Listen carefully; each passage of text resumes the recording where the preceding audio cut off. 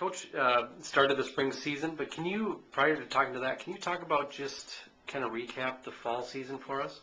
Yeah, I mean, the fall season seemed like it came and went all in about a month. It was quick. We played 5 tournaments in the matter of 7 weeks.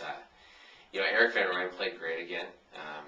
2 tournaments that right at the end he had a chance to win. That's all you can really ask in college. And John Dutois, we got great performances out of him pretty much week after week. 4 top 20s to start out his college career.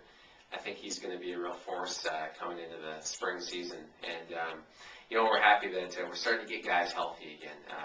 We've been battling back injuries with this team, and I feel like we've got over the hump of problems with that. And I think I expect big things from the guys that maybe didn't play much in the fall because of injuries. You mentioned John as a freshman. Are you surprised at that? I mean, to get that kind of a performance and consistency out of a guy who hasn't played at all? Well, I think most people would be surprised. He was pretty unheralded, really coming from high school. People in Minnesota knew he was the top player, but a lot of people around the Big Ten really didn't recruit him, only because he didn't play a lot of national amateur events or junior events to grow up. So I knew how good he was. But freshmen on the scene are becoming a little bit more of a mainstay. Players are getting better at an earlier age now, and John Dutois is definitely just one of those great players early in his career. You mentioned a couple injuries. One person in particular, Kyle Beversdorf, who is is a transfer. Can you just give us an update on him?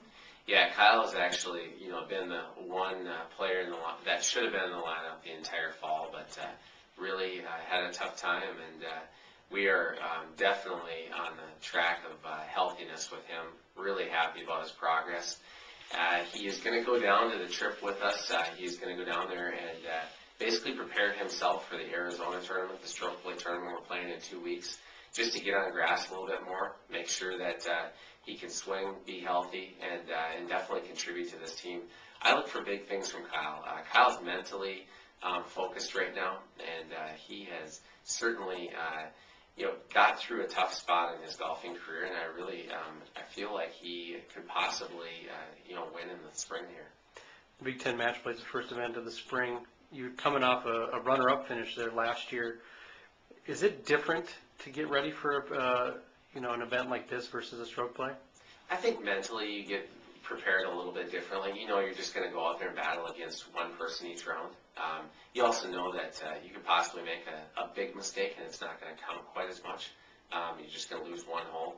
But we're going to go down there with the real focus that we had last year, and we're going to really try to prepare both match play and stroke play because we're going to already be playing against a pretty strong field here in 2 weeks, and I think this match play is just going to serve as a really good preparation.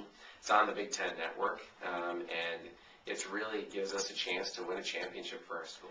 Speaking on the match play, obviously Big Ten teams, is there any one team in particular that you think is ahead of anyone else?